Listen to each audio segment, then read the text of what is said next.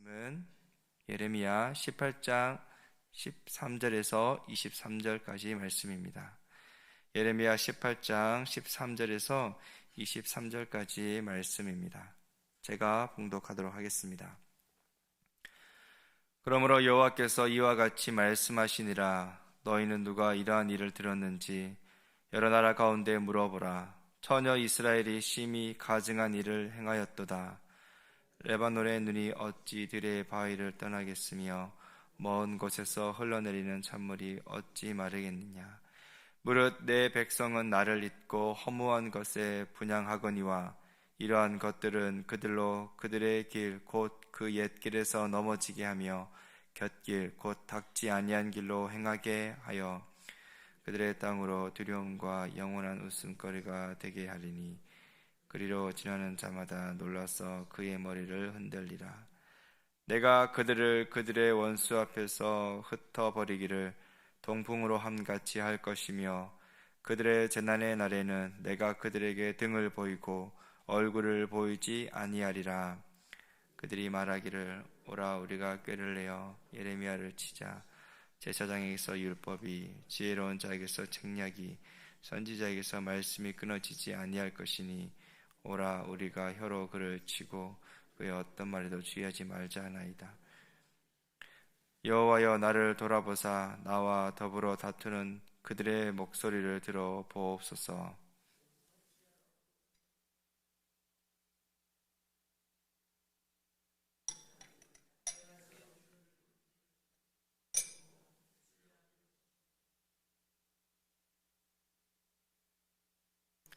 그러한즉 그들의 자녀를 기근에 내어 주시며 그들을 칼의 세력에 넘기시며 그들의 아내들은 자녀를 잃고 과부가 되며 그 장적은 죽음을 당하며 그 처녀는 전장에서 칼을 맞게 하시며 군대로 갑자기 그들에게 이르게 하사 그들의 집에서 부르짖음이 들리게 하옵소서. 이는 그들이 나를 잡으려고 그 덩이를 밟고 내 발을 받으리려고 올무에 놓았음이니이다. 여호와여 그들이 나를 죽이려 하는 계략을 주께서 다 아시오니 그 악을 사하지 마옵시며 그들의 죄를 주의 목전에서 지우지 마시고 그들을 주 앞에 넘어지게 하시되 주께서 노하시는 때에 이같이 그들에게 행하옵소서 하니라. 아멘. 예레미야는 지쳐갑니다.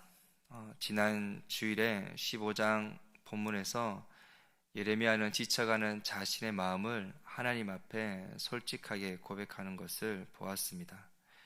하나님의 말씀에 순종해서 그 말씀을 백성들에게 대언을 하지만 오히려 백성들의 마음은 더욱더 강팍해져 갔습니다.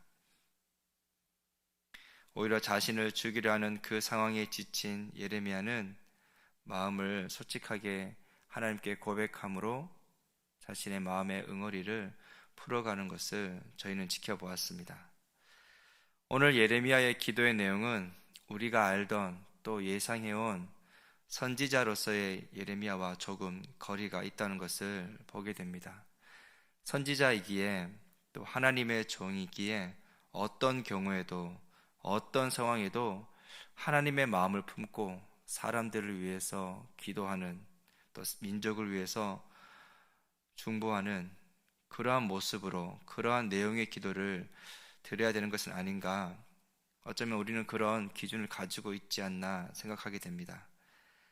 그런 면에서 볼 때 오늘 예레미야의 악인의 심판을 간구하는 모습에서 예레미야의 인내의 한계에 이른 모습을 또 보게 됩니다.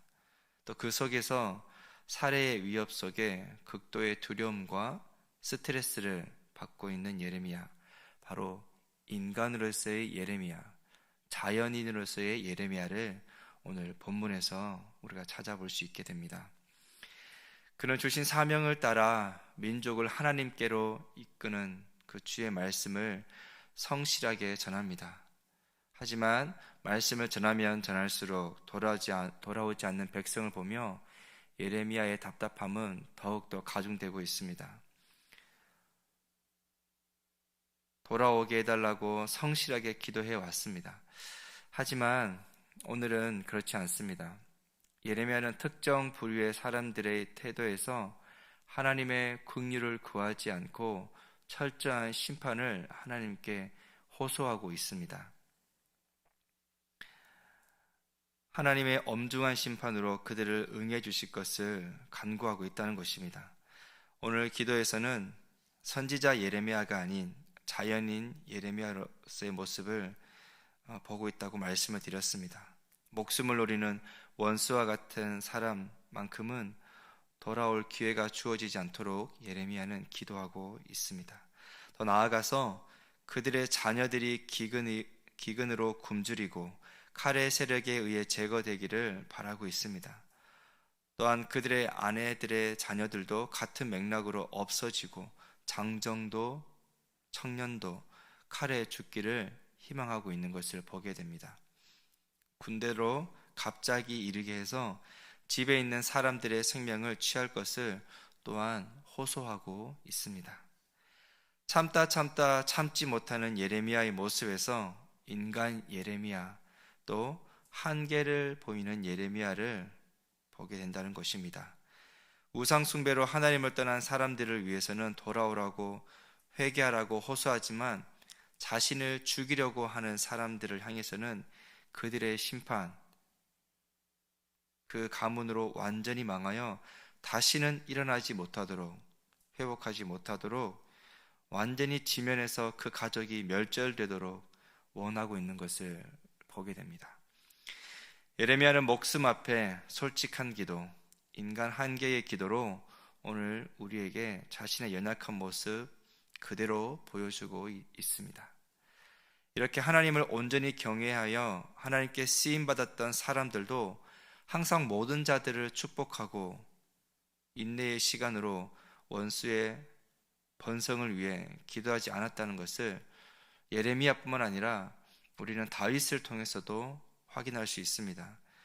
시편 10편 10절 5절에서 악인의 팔을 꺾으소서, 악한 자의 악을 더 이상 찾아낼 수 없을 때까지 찾으소서. 다윗은 악인의 악한 일을 할 수 없도록 팔을 꺾어달라고 호소하고 있습니다. 또한 58편 6절에서는 하나님이여 그들의 입에서 이를 꺾으소서, 이렇게 기도하고 있습니다. 이번엔 어떻습니까? 통치자들이 올바른 정의 구현을 하지 않자 다윗은 거짓말만 일삼는 그들의 입에 이를 꺾어달라고, 부러뜨려 달라고 간구하고 있는 것입니다.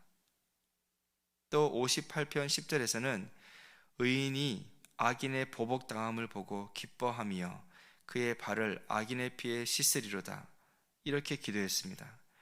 하나님의 악인을 향한 심판에서 애써 불쌍하게 여기지 않겠다고 합니다. 긍휼한 마음을 필요가 없다는 것입니다. 오히려 심판받는 그들의 피에 그동안 당했던 의인이 다윗 자신을 깨끗하게 하는 물로 사용하겠다고 하는 것입니다. 다윗이 얼마나 악인들, 또 부패한 통치자들 향해 울분을 가졌는지, 그 고통이 얼마나 컸는지 여러분 상상이 가십니까? 성군으로서 또 하나님의 마음에 합한 사람이라고 하지만 그의 기도에서 지극히 인간적인, 감정적인 면을 시편을 통해서 발견할 수 있습니다. 얼마나 힘들면 이렇게 기도했을까요? 우리 또한 그럴 때일지 않겠습니까? 우리를 힘들게 하는 사람 한두 명은 모두 있을 거라고 생각을 합니다. 그 사람을 향해서 저주의 기도를 하고 싶지만 또 어떻게 하나님의 사람이 되어서 타인을 사랑하지 못하고 저주의 기도를 할 수 있는가?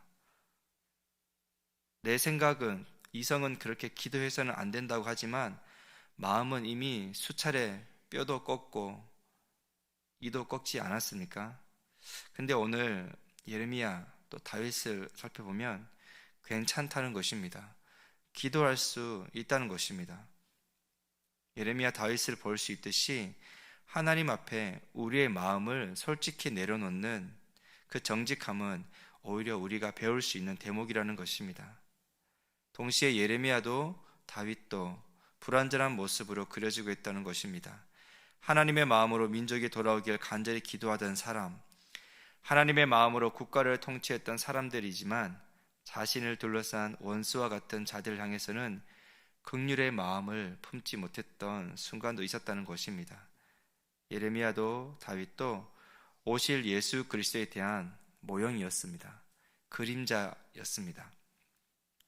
이들이 그림자였다면 실체이신 우리 예수님은 어떠했을까요? 원수를 향해서 어떤 자세를 취하라고 말씀하셨을까요? 마태복음 5장 43절에서 44절까지 말씀 속에서 또 내 이웃을 사랑하고 내 원수를 미워하라 하였다는 것을 너희가 들었으나 나는 너희에게 이르노니 너희 원수를 사랑하며 너희를 박해하는 자를 위하여 기도하라. 예수님께서는 원수를 사랑하라고 박해하는 자를 위해 기도하라고 말씀하셨습니다. 예수님은 십자가를 지시는 과정에서 예수님의 옷을 나눠 제비를 뽑는 행위를 하는 군사들이 있었습니다. 예수님은 그들이 자신이 하는 행위를 알지 못하고 제비 뽑는 그 행동을 사하여 달라고 기도하셨습니다. 실제 가르쳐 주신 가르침을 고통의 순간에서 그대로 본을 보여주셨습니다. 예수님은 실제 원수들을 향해 박해하는 자들을 향해 기도를 하셨습니다. 알지 못하고 하는 행동이니 용서해 주실 것을 간구했습니다. 예레미야가 그리스도의 사역의 예표가 되긴 하지만 그의 행동은 미완성된 성인의 모습이었습니다.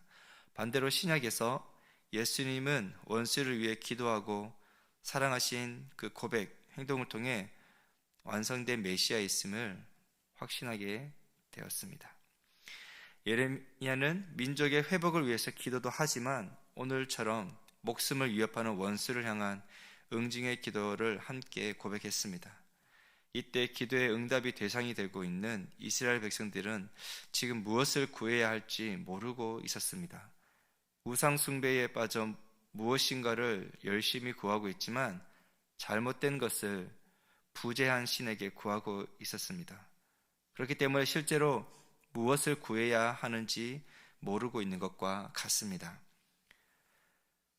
저희들 또한 새벽 기도에 나와서 기도를 하고 있지만 또 간구하는 행위를 하고 있지만 어쩌면 실제로 무엇을 구해야 하는지 모르고 있을 수 있습니다.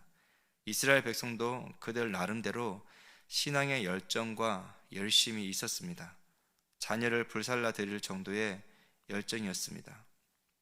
우리보다 더 뜨겁고 헌신된 신앙, 기도의 생활이 있었다는 것입니다.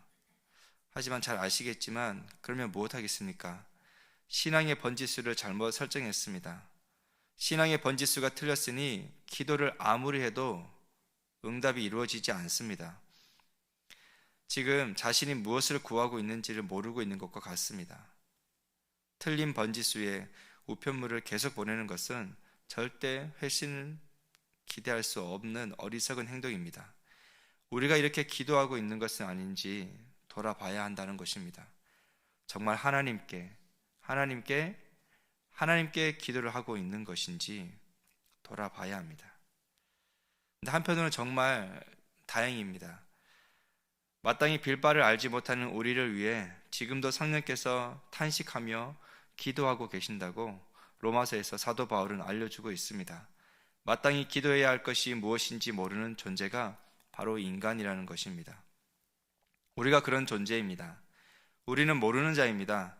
무엇을 정말 기도해야 하는지 알지 못하는 배교한 이스라엘 백성과도 같습니다. 그런데 성령은 이런 우리를 안타까워하시며 탄식하며 기도한다고 하셨습니다. 여기서 탄식은 무엇을 의미할까요? 언어의 의미로는 창자가 끊어질 정도의 고통을 말할 때 이 탄식이란 표현을 사용하고 있습니다. 성령은 우리가 놓치고 있는 우리의 진정한 필요, 우리 존재의 절대적인 필요를 위해 애통함으로, 통곡함으로 지금 이 시간도 우리를 위해 기도하고 있다는 것이 성경의 약속입니다. 성령님은 우리가 무엇을 기도해야 할지 인도해 주십니다. 그 성령님은 무엇으로 우리의 기도를 인도해 주실까요? 그 성령님은 어떤 방식으로 기도의 감동을 주실까요?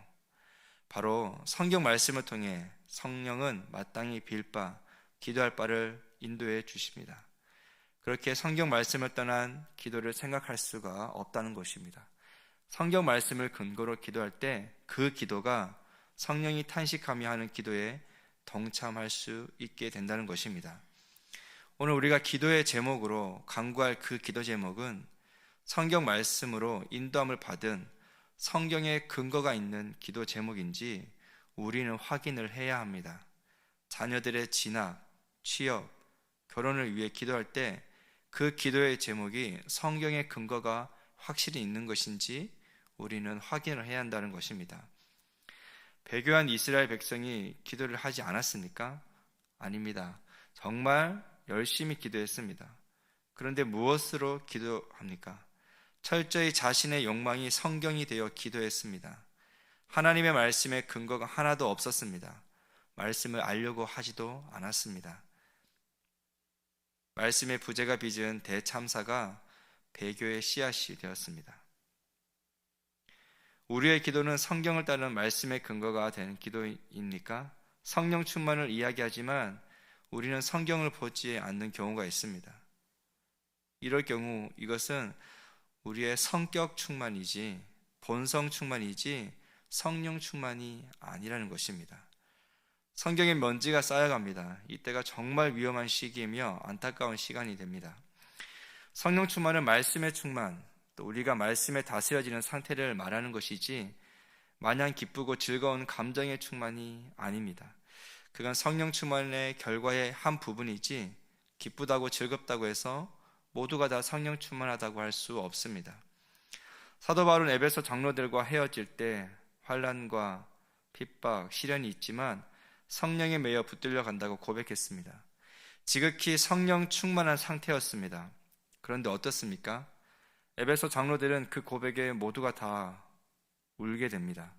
모두가 성령 충만한데 아무도 기쁘고 즐겁지 않습니다. 오늘 본문의 예레미야는 눈물의 선지자입니다. 기쁘고 즐거운 마음으로 사역을 전혀 할 수가 없습니다. 그렇지 않다고 예레미야가 하나님의 영으로 충만하지 않았습니까? 아닙니다.